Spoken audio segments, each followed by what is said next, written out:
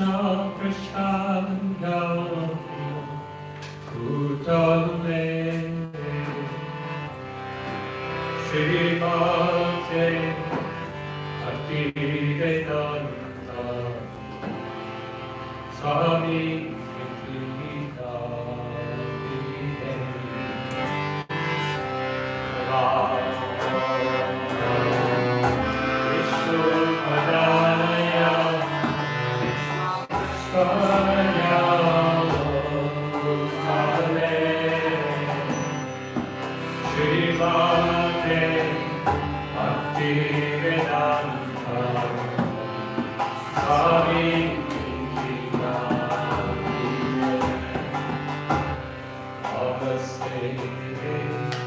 Saraswati Devi Gauravadi Prachalade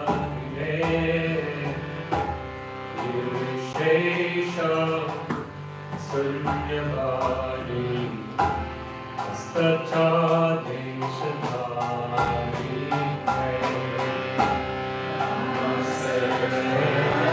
Saraswati Devi Gauravadi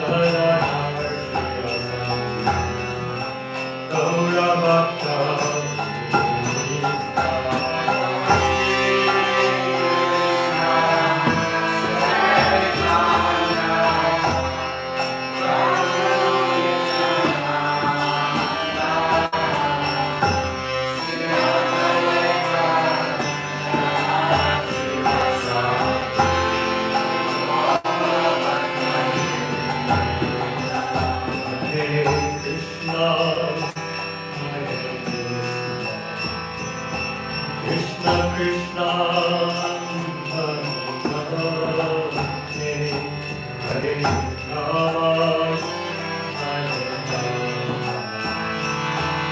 Hare Rama, Hare Rama,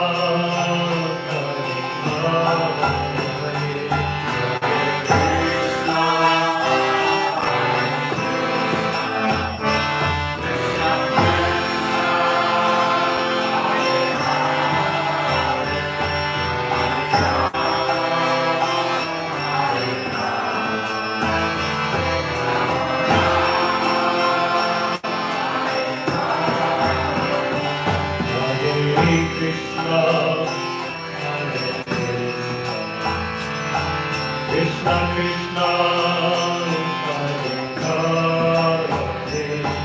Hare Rama, Hare Rama, Rama Rama,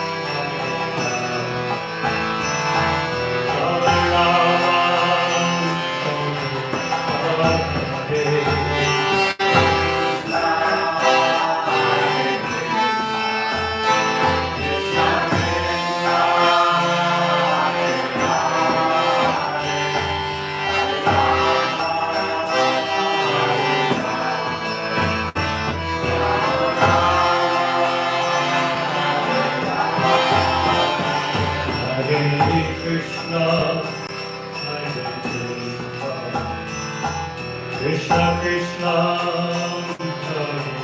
Hare Hare, Rama, Hare Rama, Rama,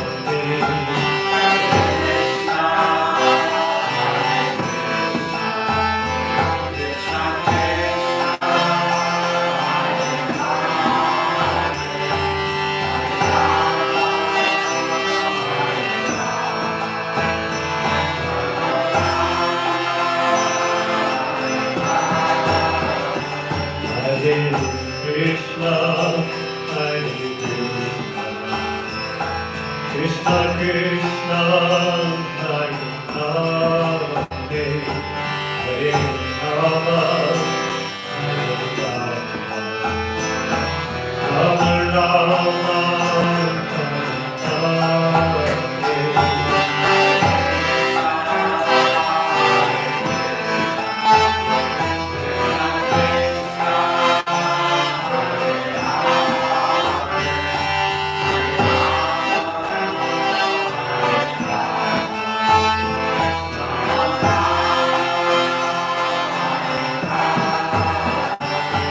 Hare Krishna, Hare Krishna, Krishna Krishna, Hare Hare,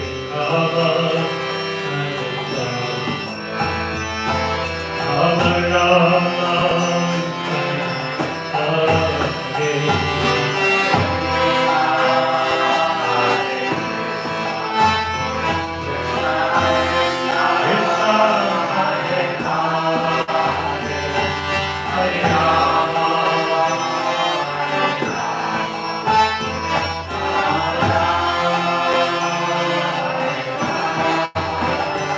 Hare Krishna, Hare Krishna, Krishna Krishna, Hare Hare, Hare Rama,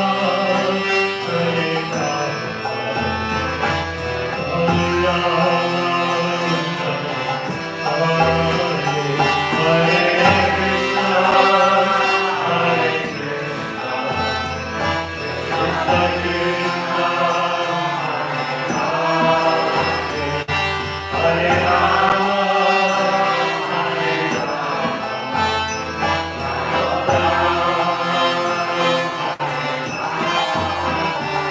Hare Krishna, Hare Krishna, Krishna Krishna, Hare Hare Rama, Hare Rama, Rama Rama,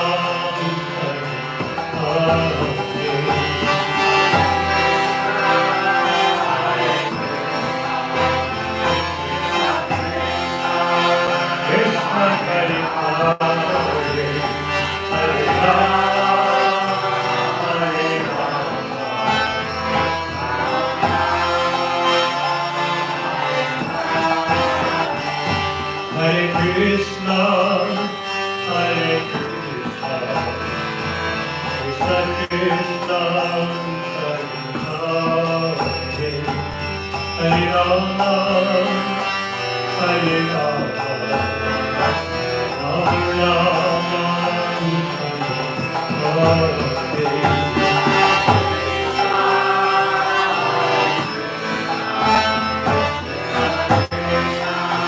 Rama, Hare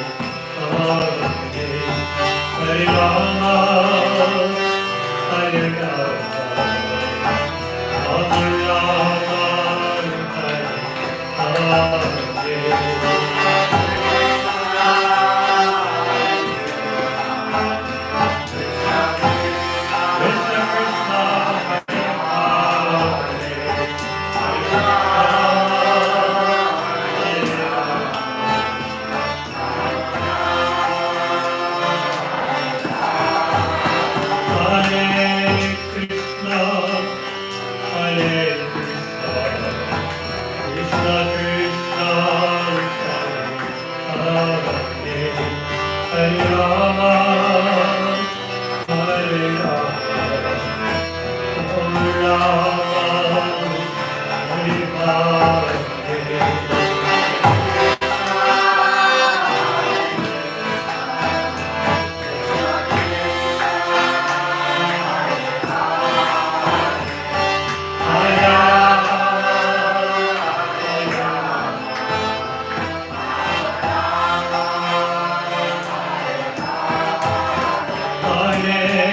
Krishna, Hare Krishna, Krishna Krishna, Hare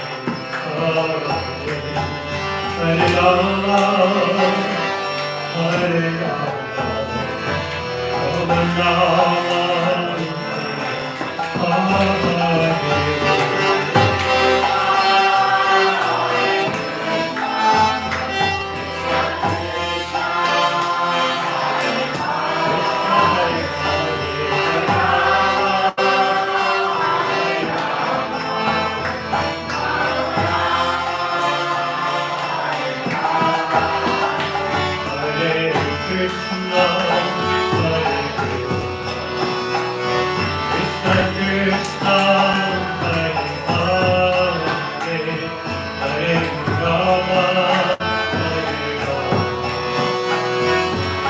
Rama,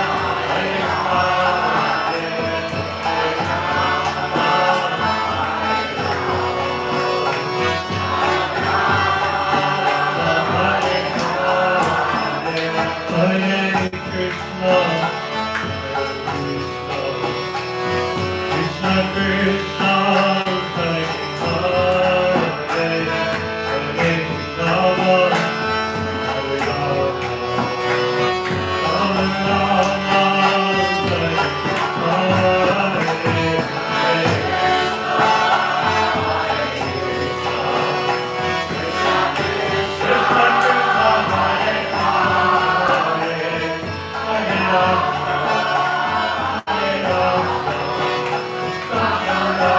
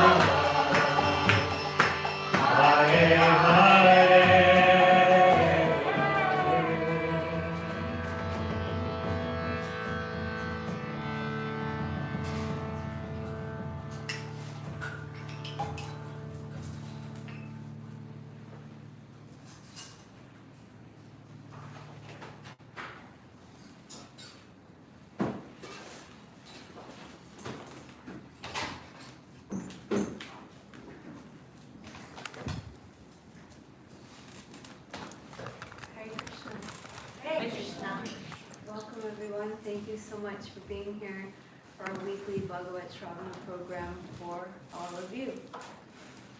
Welcome back, Raj. We're super excited that Sri Prahlad is with us today. We've been waiting for a really, really long time for him to officially, permanently move to New York, and he did.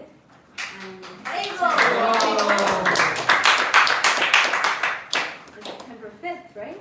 The day before Janmashtami, he arrived, and then he came to Janmashtami and led kirtan and gave the lecture right before midnight on Krishna's smile. And we can speak so much about Sri Prahlad, but I won't speak so much so that you all can listen to him. But he was born into the Krishna consciousness movement. His parents are followers of Krishna consciousness. And he was sincere throughout his life and his practice. And at a very young age, at the age of 13, took shelter of his spiritual master, Hridayananda Das Goswami. And so took his spiritual life very seriously at a very young age. And he also traveled for 18 years with Indrajumna Swami. And I spent a lot of time with him. And throughout his life, he has gone very, very deep into the study of Shastra and become an amazing teacher. He teaches Srimad Bhagavatam class online every single day, right? Twice a week. Twice a week. Okay, on Facebook. If you want to listen. And he was based, he's been based in different places. Now he's based here. But he also travels and teaches and leads beautiful kirtan and was a professor for many, many years. So we're very he's qualified materially, spiritually, and we're really looking forward to him being here at Bhakti Center and becoming a regular teacher at this Bhagavata Sravana and also at many other of our programs at Bhakti Center. So let's chant 3 Hari Bols to welcome him. Hari Bol! Hari Bol! Hari Bol! Thank you.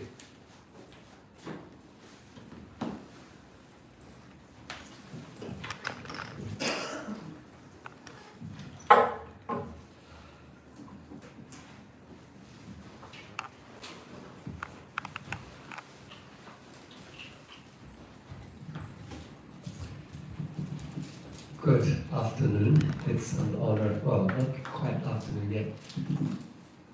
It's an honor to be with you and to be sharing here at this Bhagavata Sravana event, weekly event. But Champak asked me for a title, and so I suggested Srimad Bhagavatam in 10 questions. As we study the Bhagavatam and hear the Bhagavatam, we learn many, many different stories, but how it all holds together can be a challenge for us, and how they all link up, what the overall flow and theme of the Bhagavatam is, can be difficult to grasp. And so what I would like to share with you today is a way of just thinking about the Bhagavatam in 10 simple, really practical questions. And so the Bhagavatam, as you may be aware, it's 18,000 verses. 18,000 verses that are divided across 12 cantos, the 10th being the largest. Basically, the 10th canto is pretty much the same size as the rest of the book. And that's where Krishna's pastimes are discussed in detail.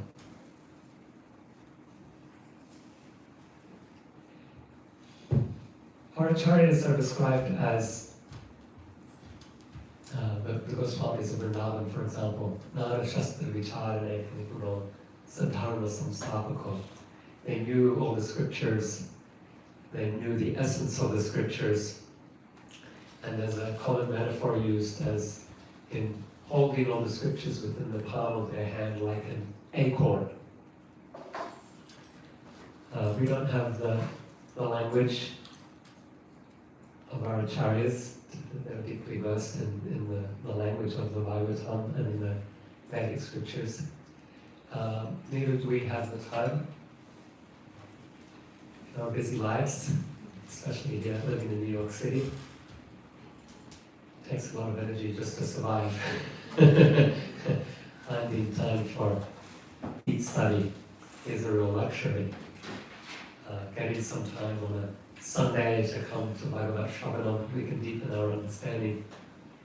In some other classes we might join through the week. But it's a challenge to understand in any depth what the Bhagavatam is teaching in essence. There's actually a critique made of Hindus in general. Not from me, from scholars. I also work as an academic. And it is that if you ask a Hindu what their main scriptures, they'll say the Vedas. And then if you ask them to explain what is in the Vedas, it will become quite abstract and non-specific, because they are so vast and so broad, and a lot of the language can be arcane as well. Different sections of the Vedas, they're conveyed in different types of Sanskrit. And in a sense, we might take that criticism and even bring it into our own community.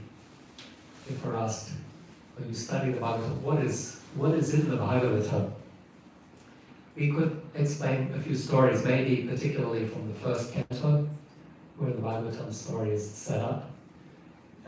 and then Krishna's pastimes in the 10th. And so what I want to try to share with you today are 10 simple practical questions that can help you with a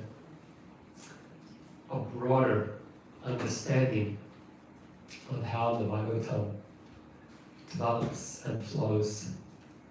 And to achieve this, so here are the questions, straight out, but we're going to go through them. We'll go through 5 in detail, and then 6 I'll just say, if you apply the same process to the last 5, this is what we arrive at, or at least what I arrive at. So the first question, what can be done to alleviate people's suffering in this day and age? A really practical question. Who, what, where is God? A second question. What is the appropriate way for a person to live a spiritual life in the world? A third question. These are based on the first 3 cantos, and the 4th canto as well. And then the 5th, how is the universe structured? And how is it connected with people's experiences of happiness and distress? Our 5th question, how can the soul beings be saved from having to see hell or hellish conditions? The 6th question, is God biased?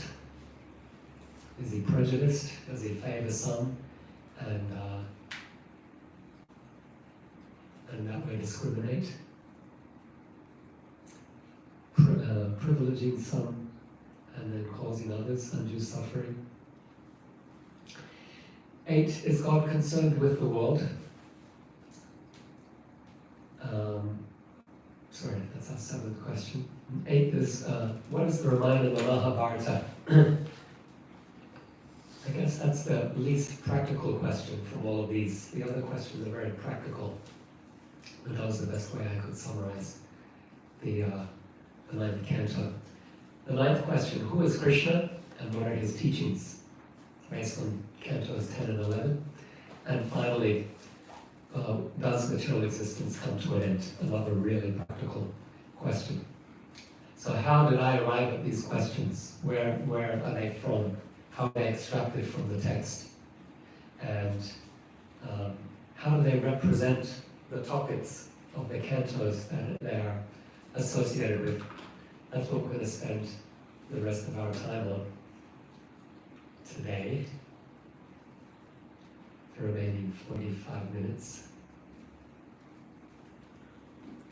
Yeah, I saw quite a few of you take photos, so well done. You have it there as a note. We can share these slides as well. If there's a way to do that. Yeah, people will have to give me their email Okay, address. if you want the slides, ask Bhagavata, she'll share them with you.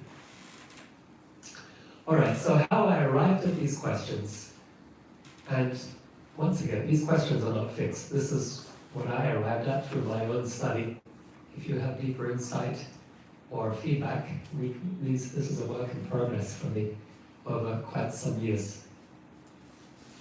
How I arrived at the questions is, 1, Parikshit Maharaj. So Parikshit is the main protagonist of the Bhagavatam.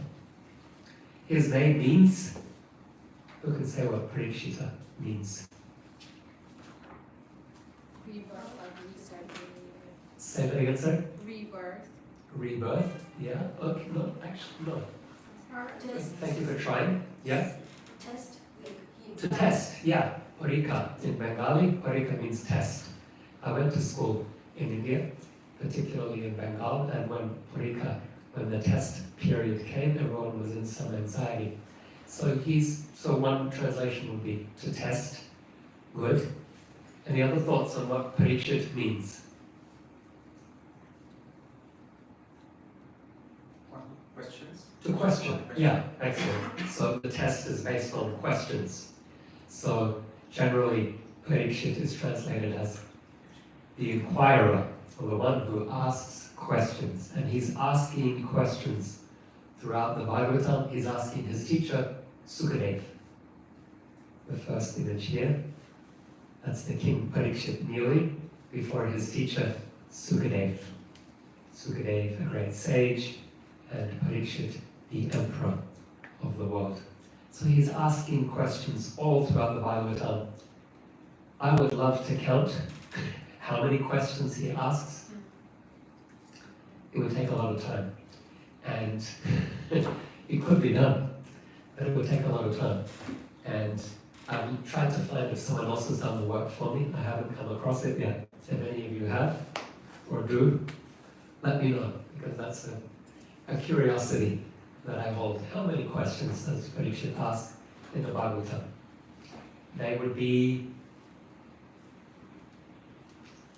I would say, in the thousands. He asks a lot of questions. The Bhagavatam is in this question and answer format. So he asks lots of questions, but we can narrow down to understand the overall theme and flow of the Bhagavatam. We can narrow down to see which questions is he asking at the beginning of a canto. Because when he asks a question at the beginning of a canto, that's the introductory question that sets a new theme or a new topic. Sometimes the question will come at the end of the previous canto. And the next canto just opens. Sukadeva Goswami says, that's an excellent question. And then he starts giving his answer. So either looking to the first question of the canto or the last question of the canto is a good way to get a sense of how the Bhagavatam story or conversation is developing. So that's the starting point. The other thing to do is to link what the question was and then what Sukadeva Goswami's answer was in terms of all the content that's provided in that canto. We put those two things together. They speak to each other. This was the question that was asked. Sukadeva Goswami's told all of these stories, but they must be in response to that question. Reading those stories will give us a deeper sense of what the question is. While, reading the question will give us a deeper sense of why those stories are being told. So those are 2 points in our triangulation, taking different data points to arrive at some kind of consensus understanding of a thing. The third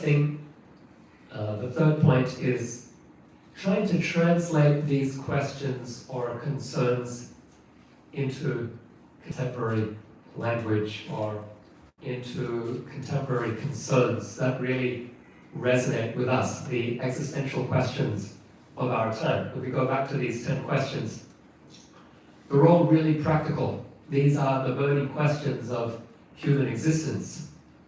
How do we end suffering in the world? Our first question. Is there a God? If so, who, what, where, how? What is God? Essentially, our second question. Our third question, okay, if there's a God, then how are we supposed to live in the world? In a material world, as a spiritually minded being. Where do we get guidance on that?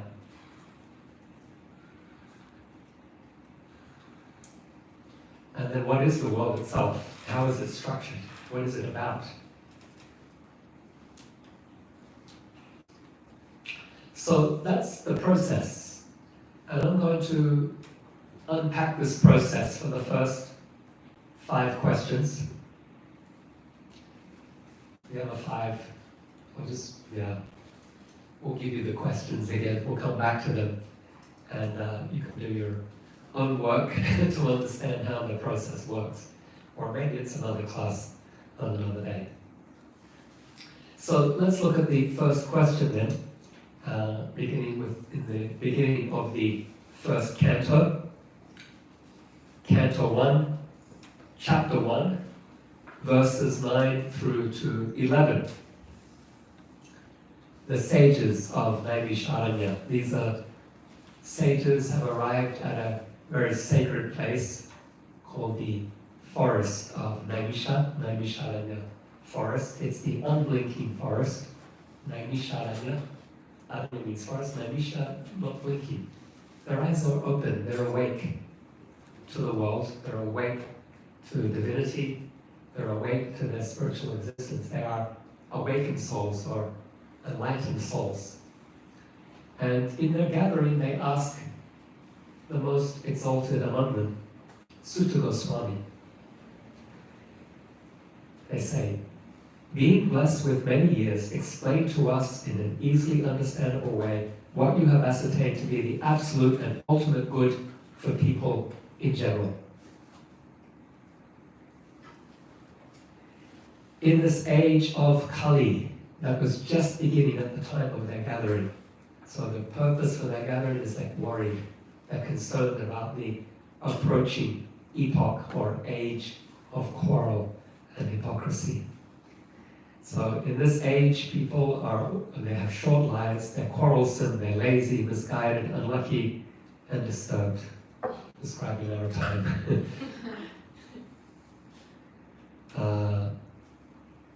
There are many varieties of scriptures, all of them are many different duties are described, and it takes a long time to study this.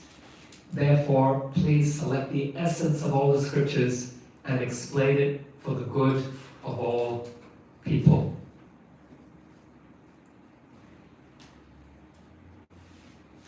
That through such instruction, their hearts will be made satisfied.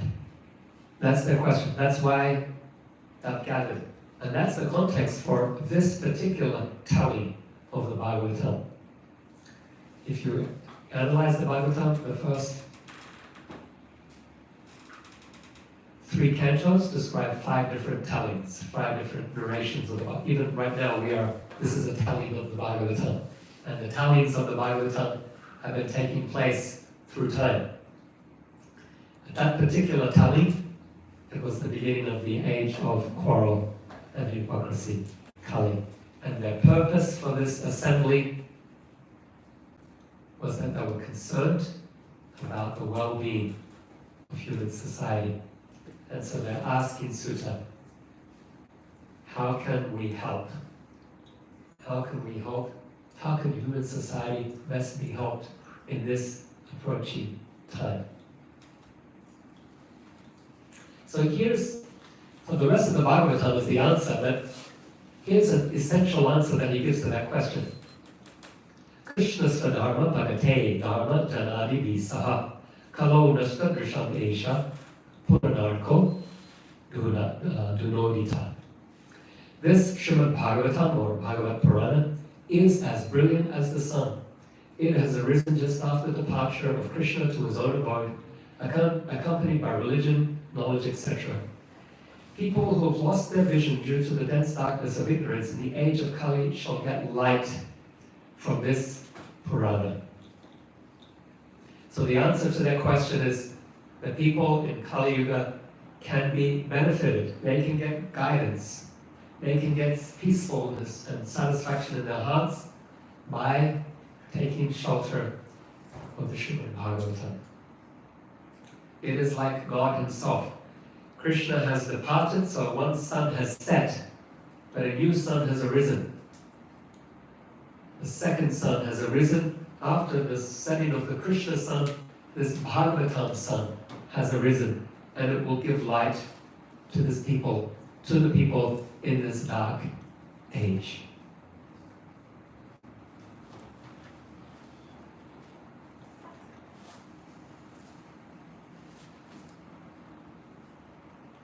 So then what is the Bhagavatam teaching? This first canto gives us, so we're going to our third point of triangulation again, the content. This first canto of the Bhagavatam, we have the question, we have an essential answer. What's the content of this first canto? It starts with these sages. We've spoken about that, discussed in chapters 1 to 3. One of the questions is, how did the Bhagavatam come to be written by Vyasa? And so that's a second story that's told in this first canto. Vyasa was feeling depressed. He had written he had compiled all the Vedas, but his heart was not peaceful. And his guru Narada Muni said, "You've done a great job explaining all the Vedas But it's also quite confusing. Those Vedas are really vast and big, and there's all kinds of apparently contradictory teachings. We need one book that's really clear and direct and emphasizes bhakti, which is the real benefit for society. And so Vyasa is inspired to write Srimad Bhagavatam. So that's another telling of the story of the Bhagavatam. The first telling, the sages of Naimisha. The second telling is how Vyasa came to write it and teach it to his son. The third telling, as described in this first canto, is how this emperor, Parikshit, chapters 7 to 19 tells us about Parikshit's birth, how he was attacked while his mother was pregnant, while he was in the womb and Krishna protected him, how he was born in the palace in Hastinapura, received great blessings from the brahmanas, and how they foretold his great deeds, and how once the Pandavas retired, Parikshit, the inquirer, was installed on the throne and made emperor of the world. And how one day, there are many stories, but one day he went out into the forest and got lost and entered an ashram where he was hoping to receive some hospitality, some water to drink, a place to sit. But the sage apparently ignored him because he was deep in trance and meditation. And in his weariness, being lost and fatigued, Parikshit was angry. And he took a snake and draped it around that sage's neck to show his displeasure. And when that sage's son found out what the emperor had done, he cursed him to die in 7 days. And what did Parikshit do? He went to the bank of the Ganges. Jai Shri Shri Radhamudara Ki Jai, Shri Gaurachandra Ki Jai, Ki Jai. He went to the bank of the Ganges and all the great sages of the universe assembled. And he asked them a question. And that question will be, it comes up at the very end of the first canto, so it actually becomes the topic of the second canto. It's our second question. So through that process, we have one question that we've arrived at, our first question, derived from how can people of Kali be limited, and we translate it into contemporary language, contemporary issues. What can be done to alleviate people's suffering in this day and age? You see the process.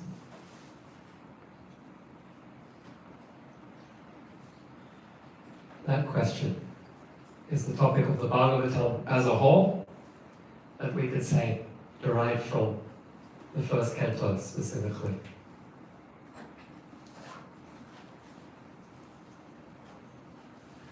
From that question, you can tell these 3 stories. The assembly of sages of Naimisharanya, Vyasadev's sadness, Narada Muni's teachings to him, and then Parikshit's story. Let's go to our second question then. Canto 2.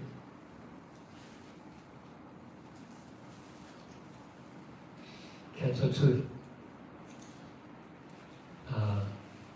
So Parikshit, he asks the sages who have assembled with him at the bank of the Ganges. He says, and this is directly from the text, it's the end of the 19th chapter of the first, it's the last chapter, last verses basically of this chapter. He repeats the question. First he asks the assembly. He says, "O trustworthy Brahmanas, I now ask you about my immediate duty. Please, after proper deliberation, tell me the unalloyed duty of everyone in all circumstances, especially those who are about to die." He has 7 days to live. So he wants to know what is the duty of those who live and those who are about to die.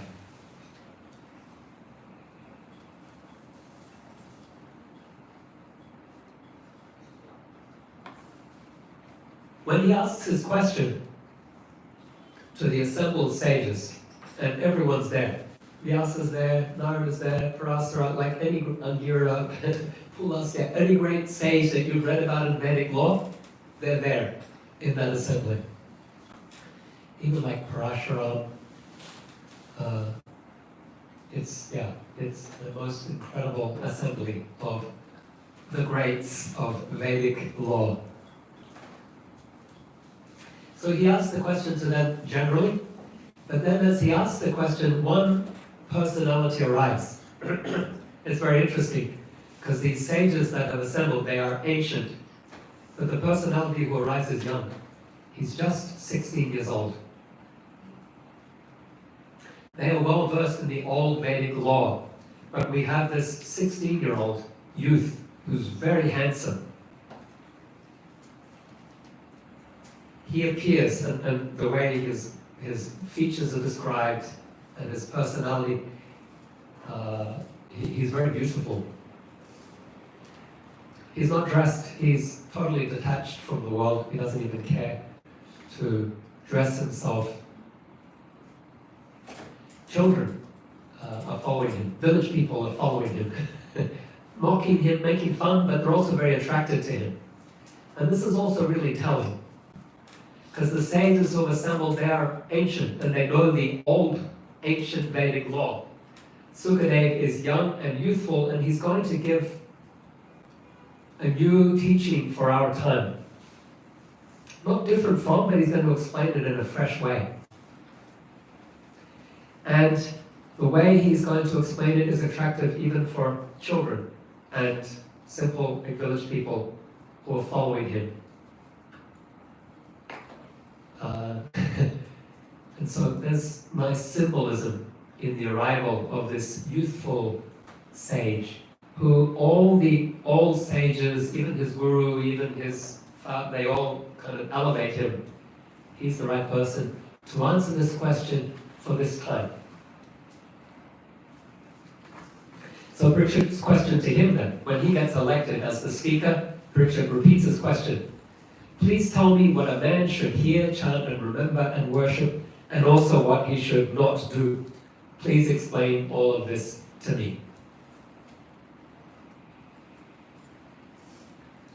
So, in the beginning, that's still the end of this first canto, yeah? In the beginning of the second canto, canto 1, chapter 1, verse 5, Parikshit Maharaj gives the answer very quickly. Tasmat Bharata Sarvatma Bhagavan Ishvaro Hari Shrotavya Kirtitavyascha Smartavyas Cheta Tadbhayam. O descendant of King Bharata, Emperor Parikshit, one who wants to be free from all miseries must hear about, glorify, and remember the personality of Godhead, who is the Supersoul, controller, and savior from all miseries.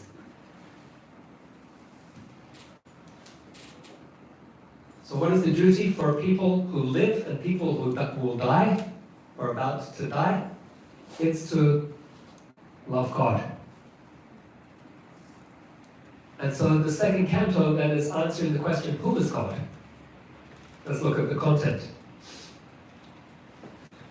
It starts in chapter 1 by saying you should see God everywhere, present in all things. You can see God in the clouds and in the mountains. The clouds are the hair on his body, and the trees are on his head. The trees are the hair on his body, and the mountains are his bones, and the rivers are his veins, and the oceans are his as one description of seeing God everywhere. It describes the lower, middle, and upper planets also as his body. His feet, his belly is the middle planets, his face is the higher planets. And then it describes society as his body. The workers are his feet, the merchants are his belly, the administrators are his arms, and the teachers are his face. So it's giving many different ways to see God present everywhere. That's one way of seeing God and understanding God. The second chapter describes God in the heart, Paramatma. The yogis, they find God in the heart. They do yoga, meditation. They raise the life air through different chakras, and they're able to elevate the life air to achieve higher planetary systems, or ultimately free themselves from material existence altogether. But essentially, the second chapter is about God in the heart. And then from the third chapter onwards, it's God, the person who creates the worlds. God, the person who descends into the world in different avatars. 28 avatars are described. And then there's that famous line, Ete Chansakala Punsa Krishna Stu Bhagavan Swayam. All these incarnations, they are parts and parcels, or portions and plenary portions of Krishna, who is the Supreme Personality of Godhead.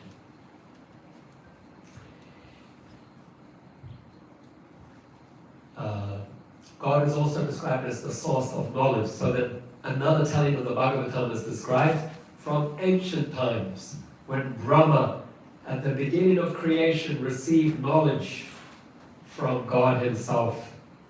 He was initiated into Vedic knowledge that he understood within his heart through a process of meditation. And so that's the first telling of the Bhagavatam. That's number 4, if we're keeping track of how many tellings of the Bhagavatam are being described. And so we can translate these questions and this content then into a contemporary question. Contemporary, practical question. Who, what, where is God? We've learned God is present everywhere, God is in the heart, and God is a person who is the creator, who is the maintainer with his different avatars, who is the teacher, the source of all knowledge, and he's someone that you can have a relationship with.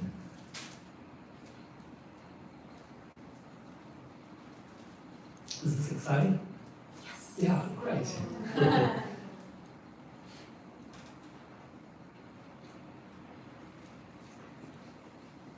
Okay, let's go to our third question. This one gets a bit more tricky. At the end of the second canto, not Parikshit, but the sages at Naimisharanya, they asked Sutta Goswami. So the Bhagavatam happens like this, multi-conversations, take layers of conversation. It's the different tellings of the Bhagavatam and they overlap. So the sages of Naimisharanya, they ask Sutta Goswami, what topics were discussed between Vidura and Maitreya, who talked about transcendental topics, and what was inquired by Vidura and replied by Maitreya. Okay, so that's at the end of the second canto. Then in the third canto, then this picks up with Vidura asking Maitreya, kindly narrate how the Supreme Personality of Godhead, who is independent, desirous, the Lord of the three worlds, and the control of all energies, accepts incarnations and creates the cosmic manifestation, and with perfectly arranged regular principles for its maintenance. He also asks, kindly chant all those superhuman transcendental activities of the Supreme Controller, the Personality of Godhead, who accepted incarnations fully equipped with all potency for the full manifestation and maintenance of the cosmic manifestation. Okay, so what were the topics discussed? And then here we have the questions being asked to Maitreya. Tell me about God, the creator and maintainer of the worlds. And so we have, that's the content that's going to appear, or that's the context for which we can understand the content that will be discussed.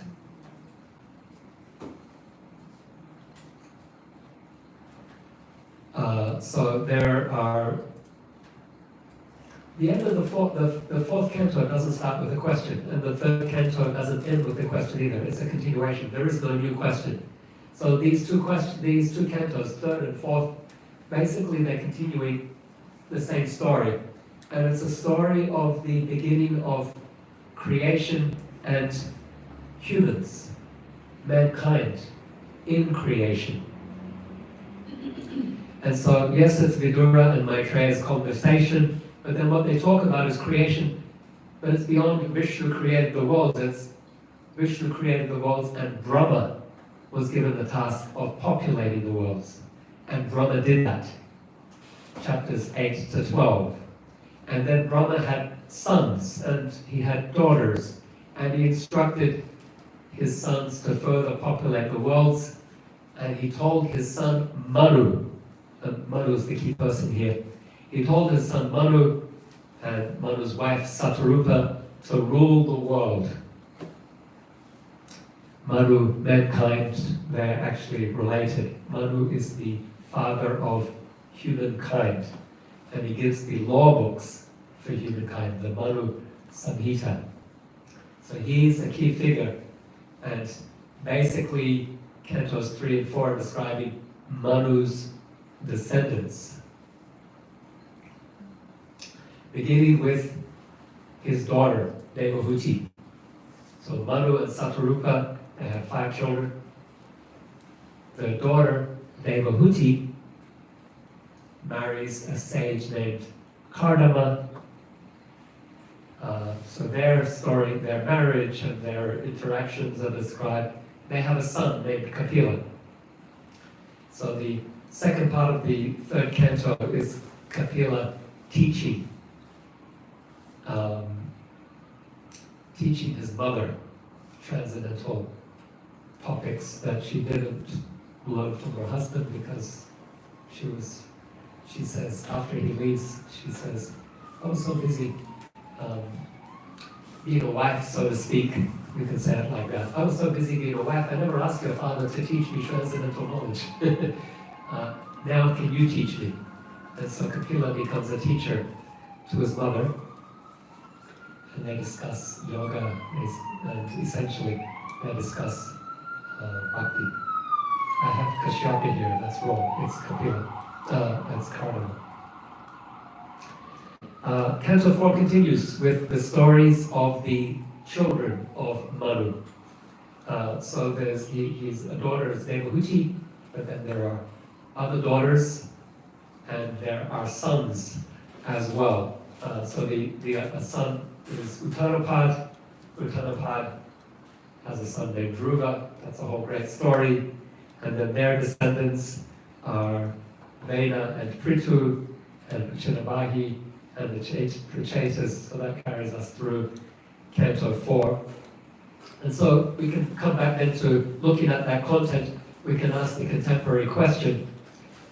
The question, the literal question was, what was the conversation between Vidura and Maitreya? But aligning that with the content, we can say, what is the appropriate way for a spiritual individual to lead their life in the world? That's essentially what all those stories are telling us. Yes, it's telling us of the descendants of Manu. Manu gave the law book for humankind.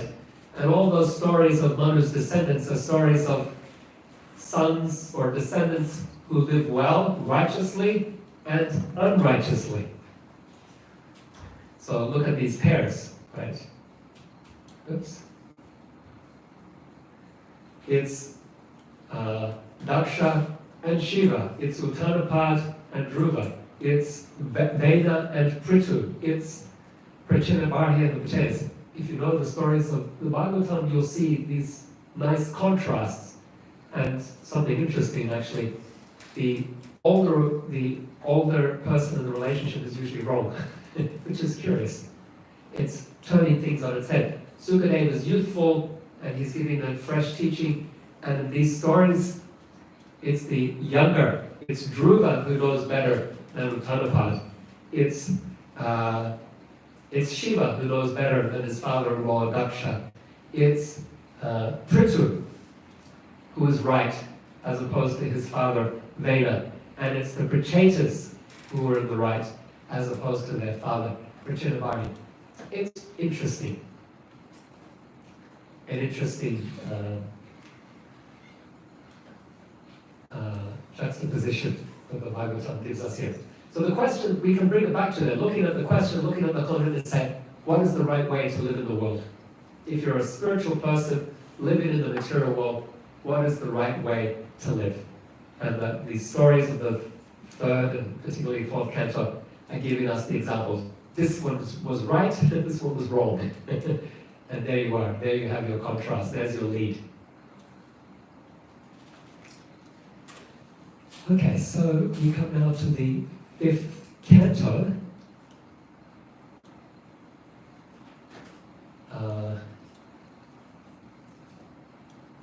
The 5th canto is about Manu's second son.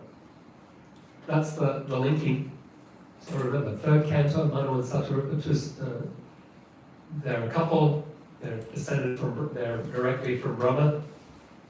Their descendants are described in the 3rd, 4th. The 3rd, 4th cantos are the descendants of one son, Uttanapad. Now the 5th cantos are the descendants of another son, Priyavrata. Priyavrata is actually the older son, but he didn't want to be a king, didn't want to be a ruler, he became a sadhu. But then when Uttanapad's family line came to an end, then Manu went into the forest and found his older son and said, "Son, you got to take over. Come back to the palace, sit on the throne, and rule the world." So Parikshit starts the question then. 5th canto, chapter 1, verse 1.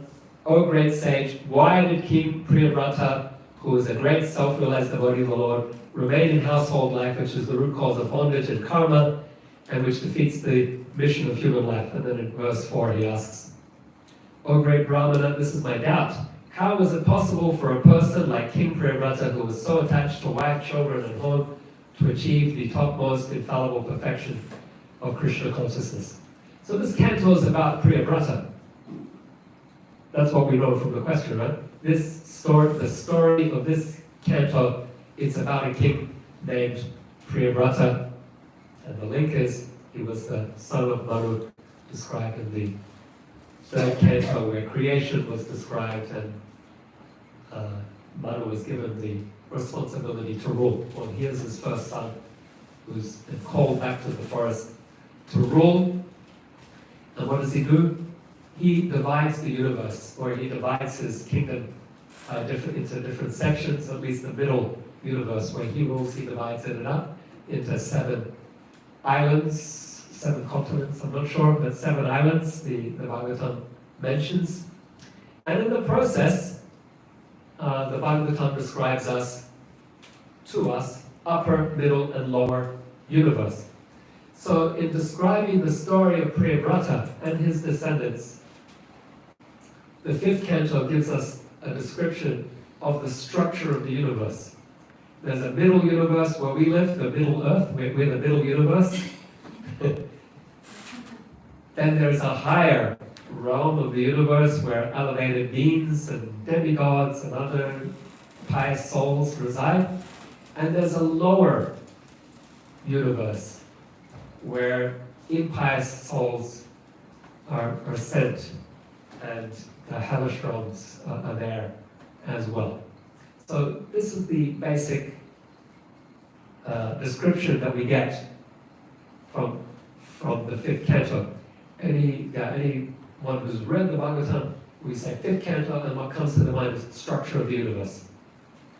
Sariputta was a great scientist, devotee, and he spent lots of time trying to understand the 5th canto, correlating it with modern astronomy and NASA data and so forth. So the 5th canto is that, the structure of the universe. If we bring it to as a contemporary question, so the literal question was, how did Priyavrata return to household life and still remain a spiritual person? But if we bring it to our contemporary, linking it with the content, if we bring it to contemporary concerted language, we have, how is the universe structured, and what is its connection to people's varied experiences of happiness and distress in the world?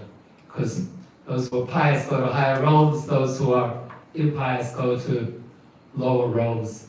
And so we get this link between karma or activity and different destinies for people in the universe.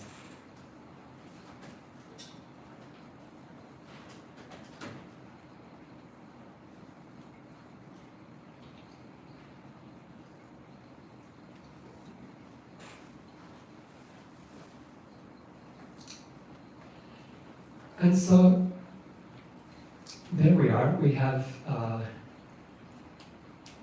I told you I'll unpack the first 5 cantos for you. So, that's what I've done. And I say 10 questions because 2 of the cantos don't start with a question. Was Canto 3 that I told you about. Also Canto 11. Canto 11 essentially continues from Canto 10. So in brief then, the question for Canto 6 is, how can the soul be saved from seeing hell? After learning about the structure of the universe in Canto 5, Parikshit question at the beginning of Canto 6 is, this is really bad, like those hellish planets sound really, really bad. How can the souls be saved from ever having to see that? And essentially the answer is through bhakti. If the soul awakens bhakti, they'll never have to see the hellish realms. And the stories that are told are the story of Ajamila, the story of Chitraketu Maharaj, essentially the stories of Indra and his struggles. The question for Canto 7 is, after hearing about Prahlad, after hearing about Indra and his struggles and how Krishna protects Indra, at the beginning of Canto 7, Parikshit Maharaj asks Sukadeva Goswami, does God favor the demigods over the demons? And so essentially we can bring this as a contemporary question by asking, is God discriminatory? Or is he biased? Does he favor one group or race over another? And the answer to this question is the topic of Canto 7, and essentially it's no. The example, Prahlad Maharaj. He was born in a family of demons, and Krishna loved him so much. He appeared as an incarnation to protect Prahlad. He favored Prahlad over the demigods when Nrsimhadev was angry, and the demigods came to try to pacify him. Nrsimhadev growled at them and sent them running. But when Prahlad came forth, Nrsimhadev was pacified, and he lifted Prahlad up on his lap and he hugged him. And so Sukadeva Goswami is telling the story to reassure Sukadeva Goswami, no, God isn't biased. God isn't discriminatory. God is reciprocating with the love of the souls as they approach him. For Canto 8, our question is God concerned with the world? There's an idea that God just creates and sets the world into motion, like a watchmaker. Makes the watch and then it starts ticking and then it's on its own after that. That's one idea. That's a way that theologians, philosophers have tried to explain the issue of evil in the world. We resolve that problem with the idea of karma. Our choices and then how Krishna's giving us the results of choices that we make. But he's still concerned. And the 8th canto describes his different descents in different epochs, in different ages, in different reigns of different manus. And so in that 8th canto, we get the stories of the appearance of Matsya and Kurma and Hayagriva and other such appearances of the world in different ages. The 3rd canto started with the epoch of Manu, Swayambhuva Manu. But there are other Manus, vast expanses of time. And so essentially we can ask this question, is God concerned with the world? Yes, he is. He keeps coming into the world and trying to help, reciprocating with the desires and the needs of the souls. For Canto 9, the question that Parikshit Maharaj asks is, can you tell us about this epoch, this time? Swambhava was ancient times, and then you've described other epochs. Can you tell us about the current epoch of Vairasvata Manu? And so Sukadeva Goswami tells him of two lines of kings, one descended from the sun, one descended from the moon. The one descended from the sun is so this canto is split in half. The first half is basically the line in which Ram appears, and essentially it's the Ramayana, the backstory to the Ramayana. And then the second half is the family in which Krishna appears. So it's the backstory for, essentially it's the Mahabharata. So we can, ask the question in contemporary terms, what are the Ramayana and Mahabharata? It's a more specific question, less existential a question, but it's a good way to summarize. And then for Canto 9, who is Krishna? What does this teach? Sorry, for Canto 10, ninth question for Canto 10. So the ninth canto ends with the description. This is the family in which Krishna appeared. Krishna made his appearance in this family like the moon among the stars. And then so the ninth canto ends with, tell me more about Krishna. I want to know more about Krishna. So that's the question for the 10th canto. Who is Krishna? And then the 11th canto, we have Krishna's teachings. The 11th canto is basically the Bhagavad Gita, told again, but with more detail actually. But you can do a correlation. When in the 11th canto, when Sukadeva Goswami asks his questions, when Parikshit Maharaj asks the question, Sukadeva Goswami says, oh yeah, Krishna explained this. So Uddhava asks a question to Krishna, please give me instruction. And then Krishna says, give the instruction that you gave to Arjuna. And Krishna says, yeah, okay, I already explained these things to Arjuna, but I'll explain it to you again. So basically, the 11th canto is the Bhagavad Gita. And you can map some of the verses that they appear and the themes, but it actually expands it. It's more rich and more juicy. And then finally, for the 12th canto, there is a question, and it relates to the end of the universe, there are many ends. Tell me about annihilation is essentially the question that Parikshit Maharaj asks. And then Sukadeva Goswami says, well, actually there are lots of annihilations. There's the annihilation of, everything happens in a cycle, but if we're going to talk about annihilation, there's the annihilation of the body. And the yogis, they annihilate the body also to annihilate their material existence through a yoga process of collapsing the earth element into water, which collapses into fire, which collapses into air, which collapses into ether, which collapses into mind and intelligence, and then to the self. The self is quite wonderful. And then he describes the collapsing of the universe as a whole through the same process. So as the macro, so the micro, and vice versa. The universe also collapses in that way. The earth element collapses into water, into fire, into air, into ether, into mind, and Mahatattva, and Pradhan. And so there are different endings described in this 12th canto. The perfected yogi can end the cycle of birth and death, but it's also the end of the canto, and it's the end of the story of Parikshit. The end of Parikshit's 7 days. He was cursed to die in 7 days by the bite of a snake bird. And so, in the end of the 12th canto, the snake bird comes and bites Parikshit, and his body bursts into flames. And he achieves spiritual perfection. He's not disturbed, he's not afraid, he's like completely peaceful. And then we have a nice summary of the entire Bhagavatam, again, given in one chapter.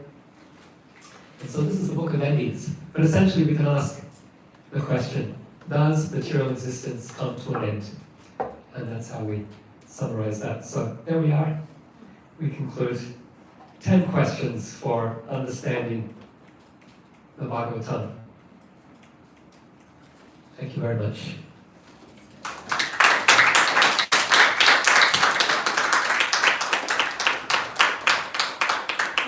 Thank you, Sri Prahlad. Now I'll have Arti for Shishirad and Muralidhar. So Everyone, please, we'll just move these red mats to the side and come forward so we can dance and sing in kirtan. Thank you.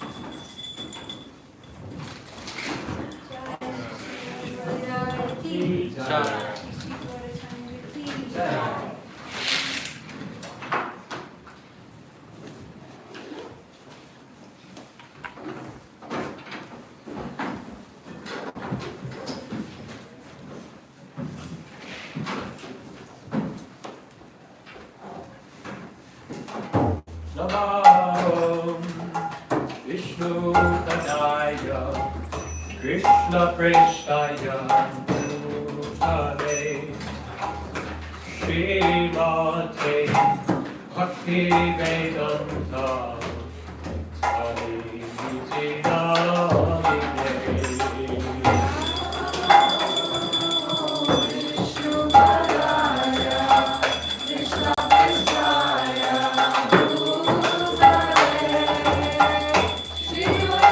Namine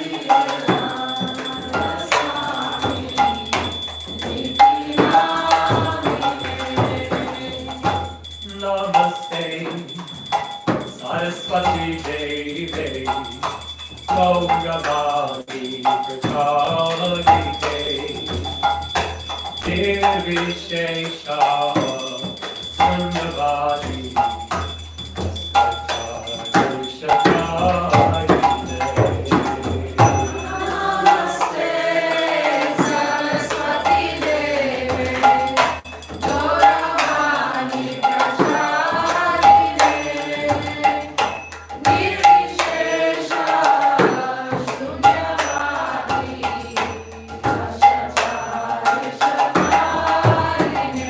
Jaya Shri Krishna Chaitanya Prabhu Nityananda Shri Advaita Gadadha Shri Rasari Gaura Bhaktavrinda.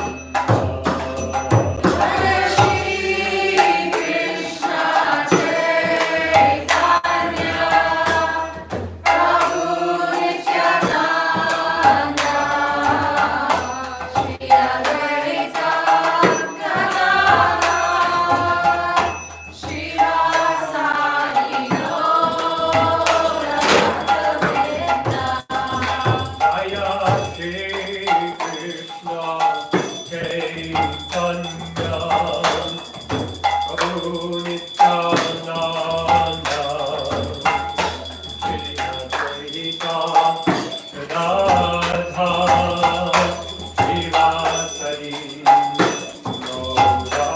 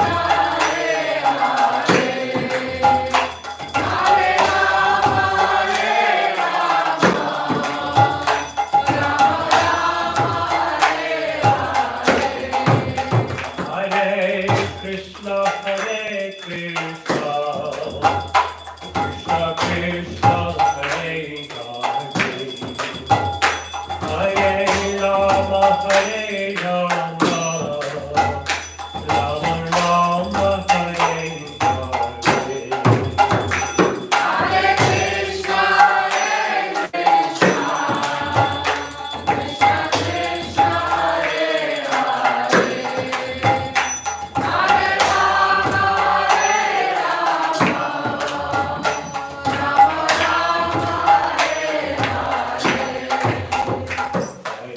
Krishna, Hare Krishna, Krishna Krishna, Hare Hare, Hare Rama, Hare Rama, Rama Rama, Hare Hare.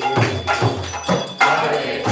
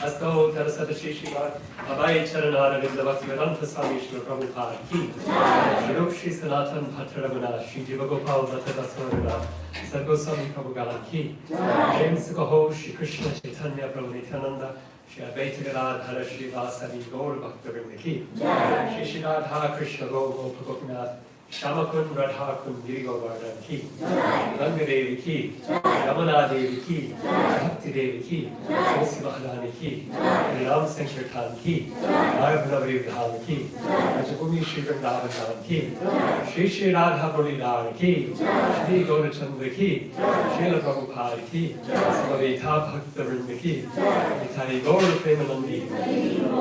All glory to the assembled devotees. All glory to the assembled devotees. All glory to the assembled devotees. All glory to Shri Shri Guru. All glory to Shri Prabhupada.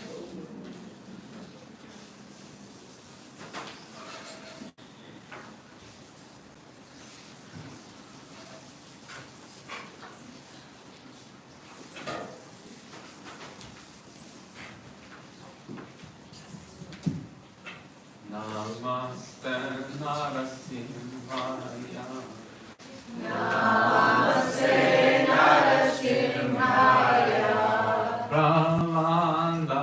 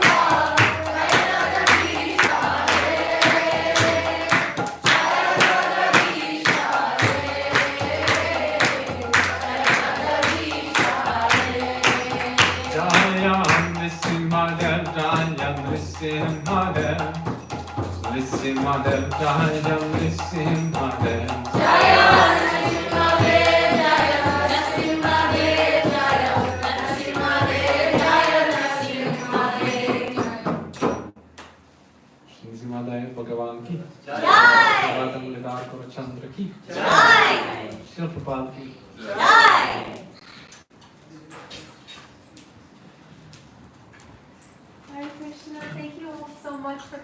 Bhagavata Sravana, and please give a big round of applause to Sri Prahlad.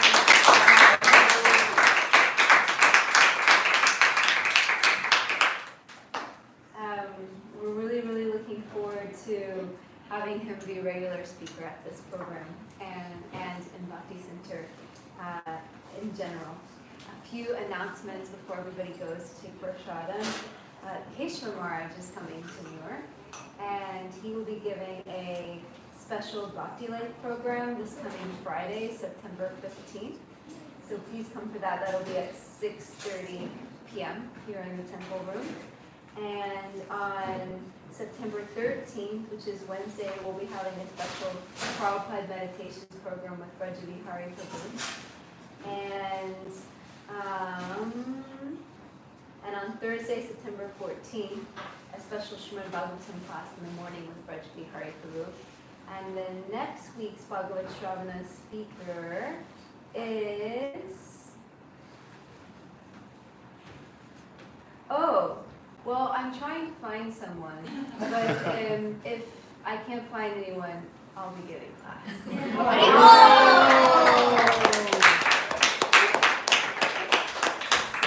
I seek all of your blessings. Please stay and have a wonderful lunch, leave a donation if you can, and have a beautiful day. And I want to give a big thank you. We have a team of volunteers who help produce this event. Keshwara is a huge one. He sets up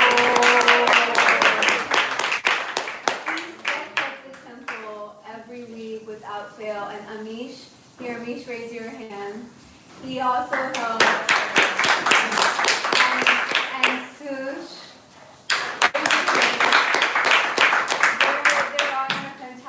Team, so please thank them, and also when you see the people serving prasadam in the back, please also thank them, because it's because of this beautiful team who comes together every week and helps set up and serve prasadam and clean up that this program is happening. Hare Krishna. Hare Krishna.